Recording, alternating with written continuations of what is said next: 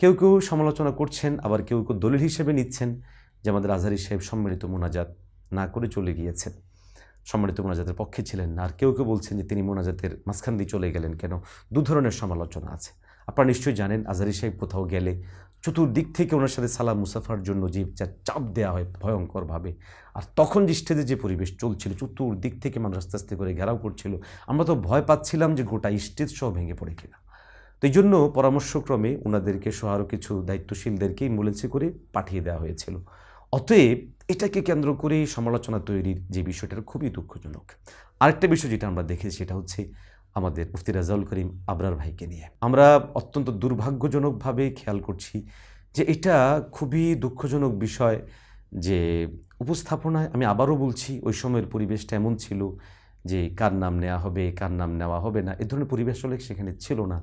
দল, ব্যক্তি, মত, পজিশন, আসলে সেটা মনে রাখার পরিবেশটাও ছিল না। আপনারা জানেন, আমি বলি একাধিক দিক থেকেই মূলত নিরাপত্তার জন্য যেই বেষ্টনী দেওয়া হয়েছিল সেগুলো ভেঙে ফেলা হয়েছিল।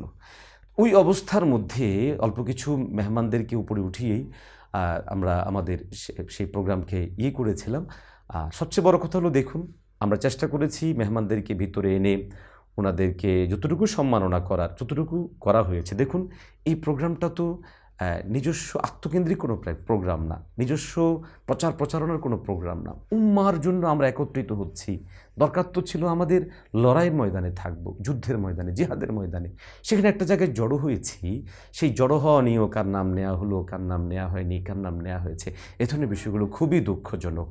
আমাদের বোঝা উচিত এ ধরনের বিষয় যেন আমরা মোটেও না করি। প্রিয় ভাইসব, আপনাদের প্রতি আন্তরিকতার জায়গা থেকে অনুরোধ করব, আবদার জানাবো, আল্লাহর ওয়াস্তে এই প্রোগ্রামকে সামনে রেখে যে আবেগ তৈরি হয়েছে, যে ভালোবাসা তৈরি হয়েছে, এটাকে ছড়িয়ে দিন প্রতিটা ব্যক্তিতে, প্রতিটা পরিবারে, আগামীর প্রজন্মের মাঝে।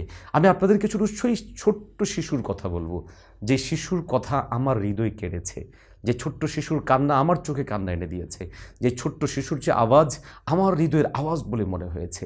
সেই গাজায় যখন মাজলুম ভাইদেরকে শহীদ করা হচ্ছে, গাজায় যখন আমাদের মা বোনদেরকে নিঃশেষ করে ফেলা হচ্ছে, তখন আমরা একটা প্রোগ্রামের ক্রেডিট নিয়ে, কার মাস্টার মাইন্ডে হয়েছে সেটা নিয়ে, কি অবদান রেখেছে সেটা নিয়ে আমরা এখানে টানা হেঁচড়া করবো। এর চেয়ে বড় দুঃখজনক কাজ আর কিছু হতে পারে না।